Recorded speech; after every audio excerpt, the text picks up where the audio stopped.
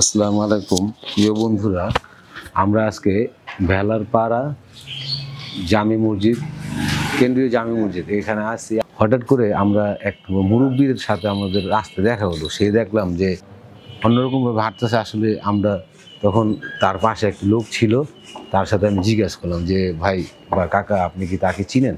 তো সে বললো হ্যাঁ চিনি। আসসালামু আলাইকুম, কেমন আছেন? ভালো। ছেলেরা আছে, ছেলে আছে, মেয়েরা আছে, সবাই আছে। দেখভাল কেউ করে না না? না না না। এই যে একটা মানুষ আসলে তার সব থাকতে এখন তার কিছুই নেই, তো সে কিভাবে খায়, কিভাবে করে, কিভাবে চলে? রান্না বান্না আপনাদের পায়ে ধরে বলতেছে যে এরকম এরকম বাবাদের রেখে যে আপনারা চলে গেছেন গা, এই কাজগুলো আপনারা মোটেও ভালো করেন নাই। আর এই ভবিষ্যতে এই ধরনের কাজ যদি কারো মাথায় আসে, এখন থেকে এটা ছেড়ে ফেলেন।